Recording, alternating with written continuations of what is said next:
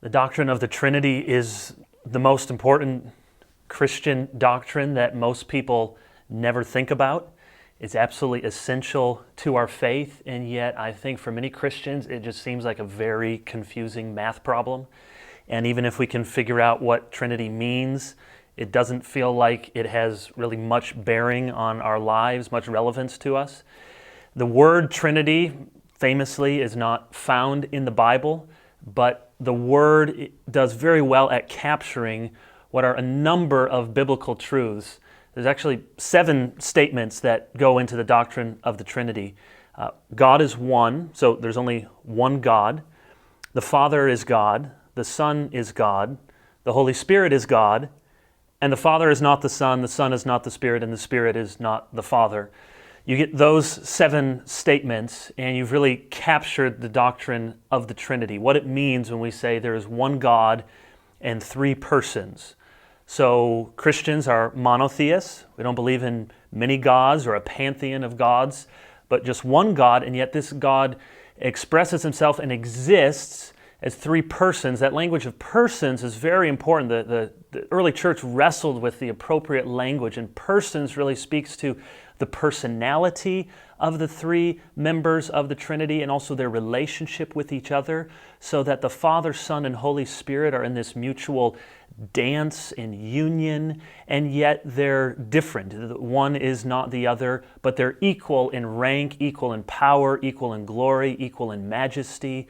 Father, Son, and Holy Spirit, just like Jesus sends out the disciples to go baptize in the name of the Father and of the Son and of the Holy Spirit. We see this doctrine of the Trinity woven throughout the Scriptures.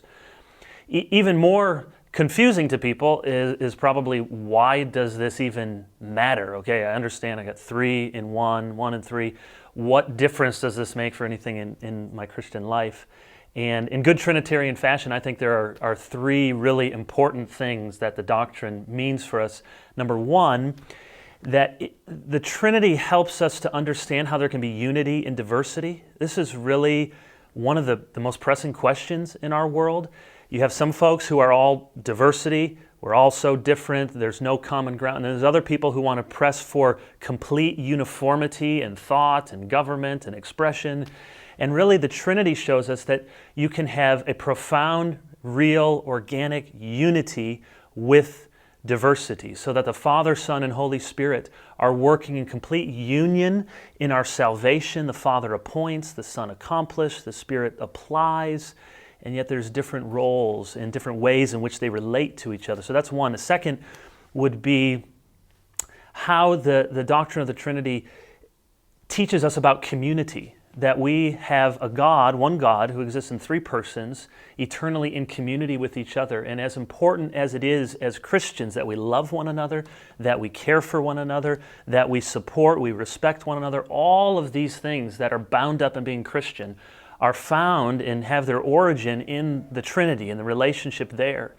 And then finally, maybe most importantly, when you have a triune God, you have the eternality of love. Love has existed from all time.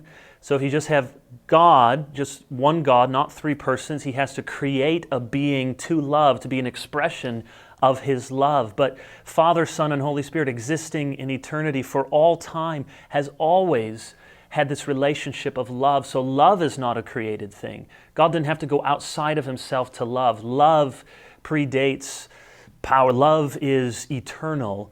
And when you have a triune God, you have fully this God who is love.